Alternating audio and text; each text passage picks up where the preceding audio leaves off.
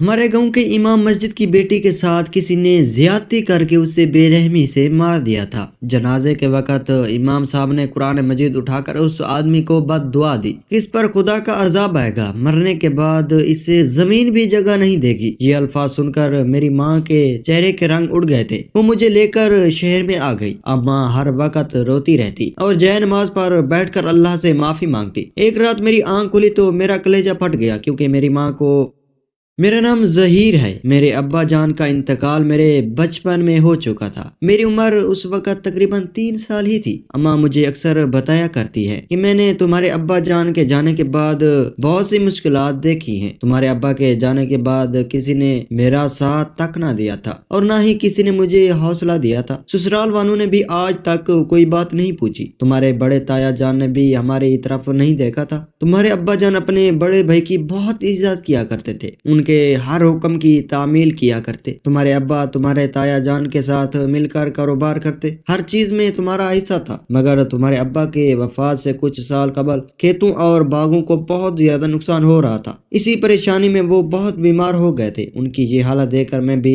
بہت پریشان ہونے لگی۔ ہر وقت میں گم سم سی رہتی کہ پتہ نہیں تمہارا کیا بنے گا، پتہ نہیں تم کب جوان ہوگے اور کب جا کر اپنے بابا کا سہارا بنو گے۔ تمہارے ابا جان کی دوائیوں پر بھی بہت خرچہ ہو رہا تھا، جس کی وجہ سے ہماری ساری زمینیں بک چکی تھیں۔ ہمارے پاس بس ایک مکان ہی بچا تھا۔ پھر ایک دن تمہارے باپ کی حالت اتنی خراب ہوئی کہ وہ مجھے اور تمہیں اس دنیا میں اکیلا چھوڑ کر چلے گئے تھے۔ اس روز مجھ پر قیامت ٹوٹ پڑی تھی۔ میری تو ساری دنیا ہی اجڑ گئی تھی۔ تمہارے سر سے بھی تمہارے باپ کا سایہ چھین چکا تھا۔ مجھے خود سے زیادہ تمہاری فکر ہونے لگی تھی۔ پھر مجھے تمہارے خالہ نے حوصلہ دیا کہ خدا کسی پر اس کی طاقت سے زیادہ بوجھ نہیں ڈالتا۔ خدا تو اپنے بندوں سے 70 ماؤں سے بھی زیادہ پیار کرتا ہے۔ خدا نے ضرور تمہارے لیے کوئی نہ کوئی راستہ نکال لیا ہوگا۔ یہ مشکل وقت بہت جلد کٹ جاتا ہے۔ دیکھو نا، خدا نے تمہیں اب اتنے پیارے اور خوبصورت بیٹے سے نوازا ہے۔ کل کو بڑا ہو کر یہی تمہارا سہارا بنے گا تو تمہارے سارے دکھ ختم جائیں گے۔ تمہارے تایا جان نے کفن دفن اور قبر کے سارے انتظامات کیے تھے۔ تمہارا ابا کے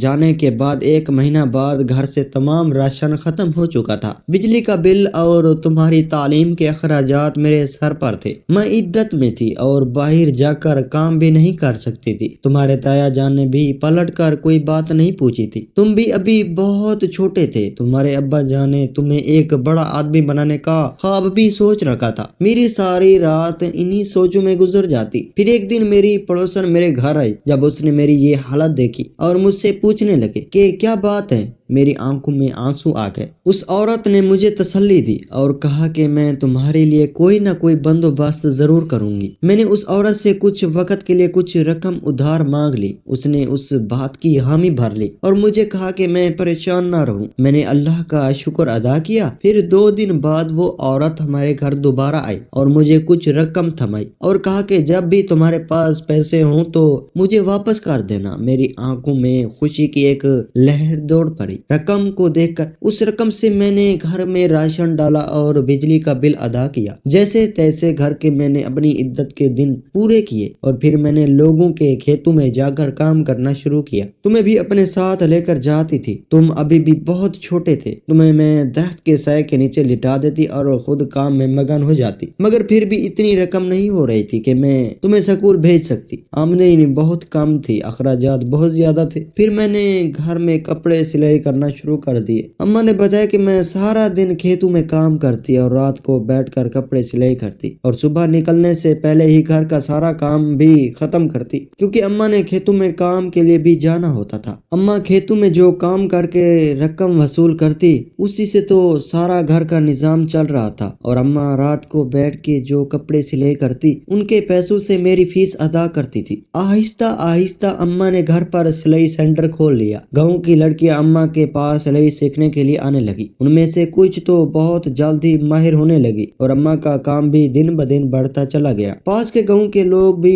اماں کے پاس کپڑے سلوانے آتے۔ اماں نے محنت کر کے سلائی سینٹر کو اس مقام تک پہنچایا تھا۔ جب اماں کا کام کافی اچھا ہو گیا تو اماں نے مجھے بہت مہنگے اور اچھے سکول میں داخل کروایا۔ اماں نے اب کھیتوں میں کام کرنا بھی چھوڑ دیا تھا، کیونکہ سلائی سینٹر میں کام بہت زیادہ آنے لگا تھا۔ اب میں 8ویں کلاس میں ہو چکا تھا۔ اماں نے مجھے سیکنڈ ٹائم اکیڈمی میں بھی داخل کروایا تھا کیونکہ 8ویں جماعت کے میرے بورڈ کے امتحانات سر پر تھے۔ ایسے میں اور اماں ایک خوشحال زندگی گزار رہے تھے۔ اماں نے مجھ سے بہت ساری امیدیں وابستہ کر رکھی تھی۔ اماں کو ابا جان کا خواب پورا کرنا تھا جو انہوں نے مجھے ایک اچھا آدمی بنانے کا دیکھا تھا۔ میں نے بھی اماں کی امیدوں پر پورا اترنے کی حامی بھر لی تھی، مگر شاید قدرت کا فیصلہ کچھ اور ہی تھا۔ اماں کو اس بات کی خبر تک نہیں تھی کہ ہمارے ساتھ کیا ہونے والا ہے۔ میں رات کو جلدی سو جاتا اور صبح اندھیرے اٹھ کر پڑھائی کرتا۔ معمول کے مطابق میں پڑھائی کرنے کے لیے اٹھا تھا۔ ابھی مجھے پڑھائی کرتے ہوئے کچھ ہی دیر ہوئی تھی کہ فجر کی اذان آنے لگی۔ میں نے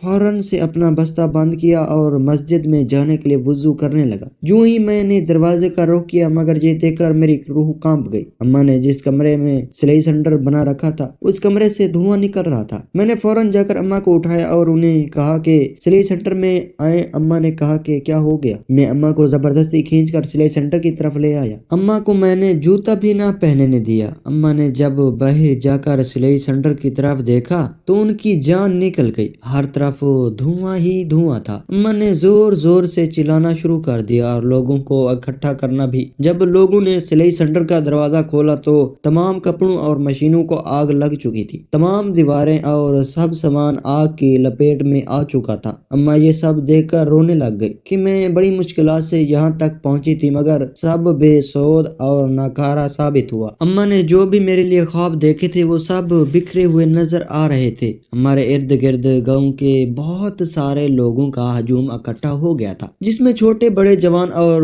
بوڑھے بھی شامل تھے۔ عورتیں اماں کو حوصلہ دے رہی تھی اور وہ ہمسائیں عورت اماں کو چپ کروا رہی تھی کہ خدا ضرور کوئی نہ کوئی راستہ نکال دے گا۔ لوگ اپنے اپنے گھروں سے پانی کی بالٹیاں لا کر آگ بجھانے کی کوشش کر رہے تھے۔ ہر طرف گہما گہمی کا سما تھا۔ گاؤں کے کچھ لوگوں نے آگ بجھانے والی گاڑی کو بھی اطلاع دے دی تھی۔ کچھ ہی دیر میں ان کی 3-4 گاڑیاں ہمارے دروازے پر آ کر رک گئی تھی۔ انہوں نے ایک لمحہ ضائع کیے بغیر آگ بجھانے لگے۔ اماں تو رو رو کر برا حال تھا۔ پھر میرے پیپر کا وقت ہو گیا اور اماں نے مجھے سکول جانے کو کہہ دیا تھا۔ چونکہ میرا بورڈ کا امتحانات تھے میں نے آج سکول جانے سے انکار کر دیا مگر اماں اپنی ضد پر رہیں۔ اماں نے مجھے سمجھایا کہ تمہارا پورا سال ضائع ہو جائے گا۔ تم نے اس دن کے لیے پورا سال بہت محنت کی ہے۔ ہمارے ساتھ تو جو ہونا تھا بیٹا وہ ہو چکا ہے۔ اب تم جا کر بے فکر ہو، امتحان نہ دو، خدا تمہیں کامیاب کرے گا۔ اماں کے بہت اصرار کے بعد میں نے سکول کی تیاریاں کی اور پیپر دینے کے لیے نکل گیا تھا۔ میں امتحان دے کر جب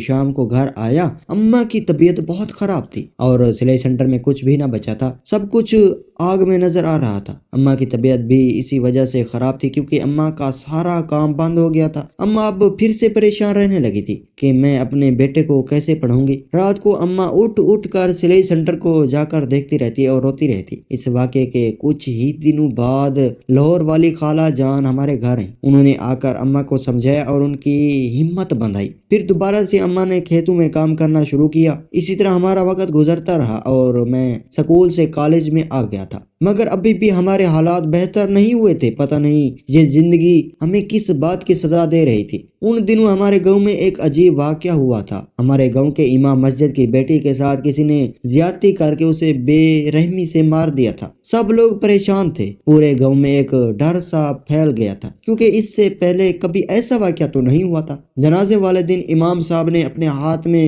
قرآن مجید اٹھایا اور سب گاؤں والے کے سامنے اس آدمی کو بد دعا دینے لگے جس نے ان کی بیٹی کے ساتھ ظلم کیا تھا۔ امام صاحب نے کہا کہ جس نے میری بیٹی کے ساتھ یہ ظلم کیا ہے وہ چند دن بعد مر جائے گا، اس پر خدا کا عذاب آئے گا اور اسے قبر بھی جگہ نہیں دے گی۔ امام صاحب کی یہ بات سن کر میری تو ماں کانپ اٹھی تھی۔ وہ بھاگتی ہوئی گھر آئی اور اپنا اور میرا سامان باندھنے لگی۔ پھر مجھے لا کر لاہور والی بس میں بیٹھا گئی۔ میں کچھ پوچھتا تو ماں مجھے ڈانٹ کر چپ کروا دیتی۔ میری ماں بہت گھبرائی ہوئی تھی۔ اچانک ہماری بس ایک گاڑی سے ٹکرانے لگی تھی۔ یہ دیکھ کر بس میں بیٹھے سب مسافر چلانے لگے تھے اور بچوں کے رونے کی آوازیں آنے لگی تھی۔ میں اور اماں بھی گھبرائے ہوئے تھے کہ یہ کیا ہو رہا ہے، پر خدا کا شکر ہے کہ کوئی بڑا نقصان نہیں ہوا۔ بس میں تمام مسافر محفوظ تھے اور گاڑی نے بھی فوراً بریک لگا لی تھی۔ اس کے بعد ہماری بس لاہور اسٹیشن جا کے رکی۔ ہم لاہور پہنچ گئے تھے اور خالہ کے گھر رہائش کے لیے ٹیکسی ڈھونڈ رہے تھے۔ 15 منٹ بعد ایک ٹیکسی آ کر رکی اور ہم اس میں بیٹھ کر کر خالہ کے گھر طرف روانہ ہو گئے۔ تھوڑی دیر بعد ٹیکسی خالہ کے گھر کے سامنے رکی۔ میں اور اماں ٹیکسی سے اترے۔ ہم نے اپنا سامان اتارا اور ٹیکسی والے کو اس کا کرایہ دیا۔ اس کے بعد ہم نے خالہ کے گھر دستک دی۔ خالہ کی بیٹی نے دروازہ کھولا۔ اس نے جیسے ہی اماں کو دیکھا وہ اماں سے لپٹ گئی، مجھے سلام کیا اور ہمیں اندر لے گئی۔ اندر جا کر ہم خالہ اور خالو سے ملے۔ اتنے میں خالہ کی بیٹی ہمارے لیے شربت بنا کر لائی۔ تھوڑی دیر آرام کے بعد خالہ نے ہمارے لیے کھانا بنایا اور ان کی بیٹی نے ہمیں کھانا پیش کیا۔ کھانے سے فارغ ہونے کے بعد سب نے ظہر کی نماز ادا کی اور آرام کرنے کے لیے اپنے اپنے کمروں میں چلے گئے۔ خالہ نے ہمیں بھی ایک کمرہ دے دیا تھا۔ تھوڑی دیر آرام کرنے کے بعد سب نے اٹھ کر عصر کی نماز ادا کی۔ میں مسجد چلا گیا۔ مسجد سے واپسی پر مجھے ایک پارک نظر آیا اور میں تازہ ہوا کھانے کے لیے وہاں چلا گیا۔ مجھے اندر سے ایک ہی بات کھائے جا رہی تھی کہ اماں اتنی صبح مجھے لاہور کیوں لے آئی۔ یہی بات سوچتے سوچتے وقت گزر گیا، مجھے پتہ ہی نہیں لگا۔ اذان میرے کانوں میں گونجنے لگی اور میں نماز پڑھنے دوبارہ مسجد میں چلا گیا۔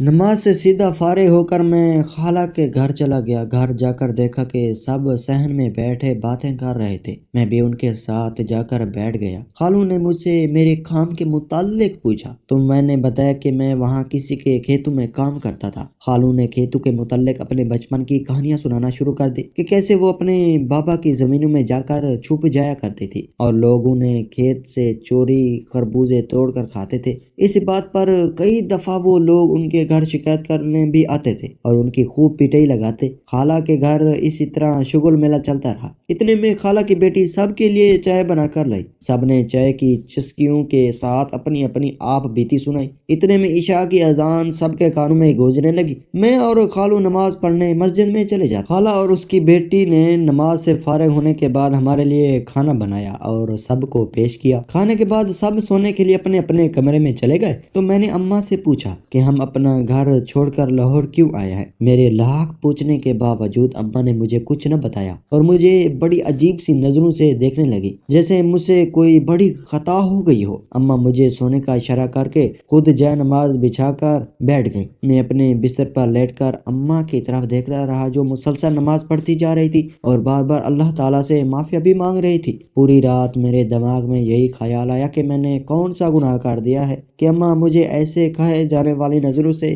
دیکھ رہی تھی اور نہ ہی مجھے کچھ بتا رہی تھی۔ انہیں سوچوں میں گم، پتہ ہی نہ لگا کہ کب آنکھ لگ گئی اور صبح فجر کی اذان کی آواز نے مجھے جگا دیا تھا۔ اتنے میں سب اٹھ گئے تھے اور سب نماز پڑھنے لگے۔ نماز پڑھ کر جب میں واپس آیا تو اماں نے مجھ سے کہا کہ اب ہم گاؤں واپس نہیں جائیں گے اور اب تم یہاں پر ہی نوکری کو تلاش کرو گے۔ ہم کب تک ان کے ٹکڑوں پر پلتے رہیں گے؟ جب میں نے اماں سے گاؤں واپسی نہ جانے کی وجہ پوچھی تو وہ مجھے کھا جانے والوں نظروں سے پھر دیکھنے لگی تھی کہ میں چپ کر کے کمرے سے چلا گیا اور خالو کے پاس جا کر بیٹھ گیا۔ میں نے اور خالو نے ڈھیر ساری باتیں کی۔ اتنے میں ان کی بیٹی ہم سب کے لیے چائے بنا کر لے آئی۔ میں نے چائے پی کر باہر آ گیا۔ مجھے اماں کی یہ حالت دیکھ کر پریشانی ہو رہی تھی۔ خالہ کے گھر کے سامنے ایک چھوٹا سا پارک تھا۔ صبح کی تازہ ہوا لینے کے بعد میں نے اماں کی خون خواری نظروں کو پھیلانا شروع کیا اور گھر واپس چلا گیا۔ جب گھر پہنچا تو سب ناشتے پر میرے منتظر تھے۔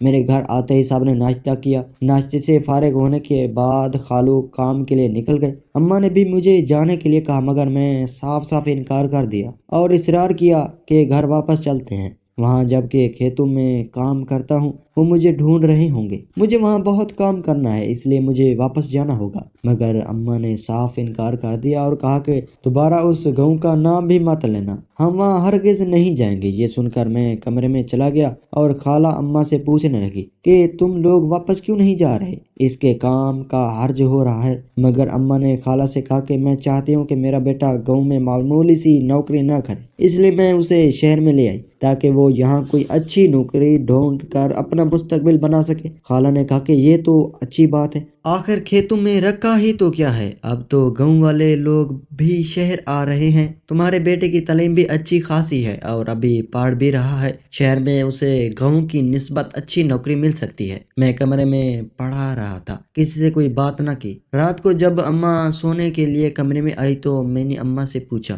کہ آخر میں نے ایسا کون سا گناہ کر دیا ہے، مجھ سے ایسی کون سی غلطی ہو گئی ہے جو آپ میرے ساتھ ایسا برتاؤ کر رہی ہیں۔ میں گاؤں میں تعلیم حاصل کر رہا تھا، اسی طرح میری پڑھائی کا بھی حرج ہوگا اور یہاں پر میرے لیے اتنی جلدی نوکری ڈھونڈتا مشکل تھا۔ میں بچپن سے گاؤں میں پلا پڑھا تھا اور ان حالات میں میرے لیے شہر میں لوگوں کا سامنا کرنا مشکل ہوگا۔ اماں نے کہا کہ آج مجھے یہ دن تمہاری گھٹیا حرکتوں کی وجہ سے ہی دیکھنا پڑا ہے۔ یہ کہہ کر اماں سونے کے لیے لیٹ گئی۔ میں ساری رات یہاں سے وہاں ٹہلتا رہا اور اس بات کو لے کر بے چین ہوتا رہا کہ اماں آخر کون سی ایسی حرکت کی بات کر رہی ہیں جو انہیں ناگوار گزری ہیں۔ تھک ہار کر میں صوفے پر بیٹھ گیا، مگر اس دماغ کا کیا کرتا جو ان سوچوں کے باوجود بھی نہیں تھک رہا تھا۔ میں نے ٹھان لی تھی کہ کل صبح ہوتے ہی میں گاؤں چلوں جاؤں گا، مگر صبح ہوتے ہی اماں نے مجھے زبردستی خالو کے ساتھ نوکری ڈھونڈنے بھیج دیا۔ لیکن میں یہاں نوکری نہیں کرنا چاہتا تھا، اس لیے کوئی نوکری بھی میرے دل کو نہ لگی تھی اور شام کو خالی ہاتھ گھر واپس چلا گیا۔ گھر آ کر میں کسی سے کچھ کہے بغیر کمرے میں جا کر سو گیا تھا۔ رات کے کھانے کے لیے اماں نے مجھے جگایا، مگر میں انکار کر کے دوبارہ سو گیا تھا۔ جب اماں کھانا لے کر واپس آئیں تو میں اماں سے لڑ پڑا۔ مجھے آج وجہ بتائیں کہ ایسی کون سی بات ہے جس کی وجہ سے آپ مجھے سے بدگمان ہو گئی ہیں۔ جب اماں نے مجھے یہ بات بتائی تو میرے پیروں تلے سے زمین ہی نکل گئی تھی کہ اماں کو مجھ پر ذرا بھی بھروسہ نہیں ہے۔ اماں نے مجھے بتایا کہ انہوں نے مجھے امام صاحب کی غیر موجودگی میں ان کے گھر جاتے دیکھا تھا اور پھر اسی دن ان کی بیٹی کے ساتھ ہونے والے زیادتی کے بارے میں بتایا۔ اس پر اماں نے بتایا کہ امام صاحب نے اس شخص کو بد دعا دی ہے جس نے اس کی بیٹی کے ساتھ یہ زیادتی کی ہے، اس لیے اماں مجھے لاہور لے آئی۔ اس وقت خالو نے اماں کی یہ بات سنی تھی۔ خالو یہ بات ختم ہوتے ہی وہاں سے چلے گئے تھے اور میں ویسے ہی ساکت کھڑا رہا۔ مجھے سمجھ نہیں آ رہی تھی اپنی صفائی کیسے پیش کروں۔ 5 منٹ کے بعد مجھے ہوش آیا تو میں نے اماں کو کہا کہ اماں آپ کو اپنے بیٹے پر اتنا بھی یقین نہیں ہے؟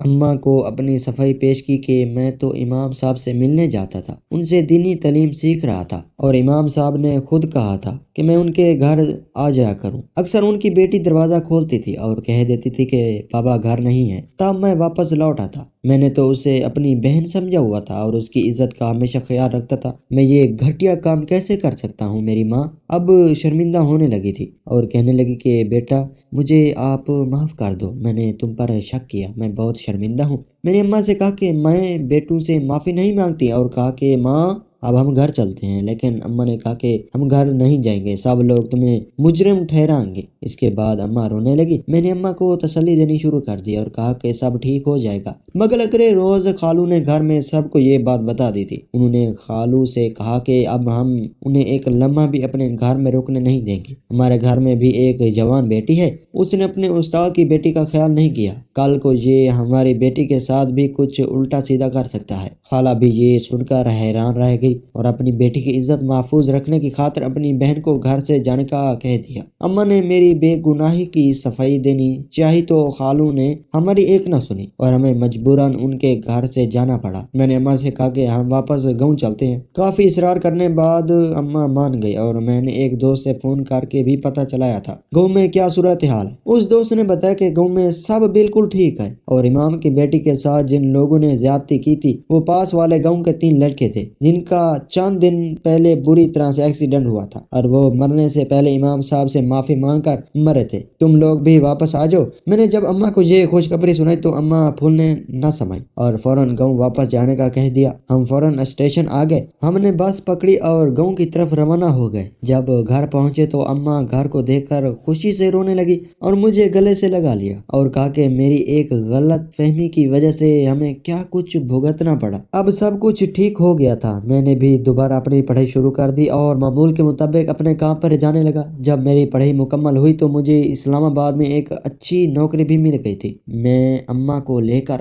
اسلام آباد آ گیا تھا اور ہماری زندگی بھی بہت بدل گئی تھی۔ آج اسلام میں ہم ایک بنگلے میں رہتے ہیں، یہاں میں نے ایک لڑکی سے شادی بھی کر لی ہے۔ اب میری اور ماں کی زندگی بڑے مزے سے گزر رہی ہے۔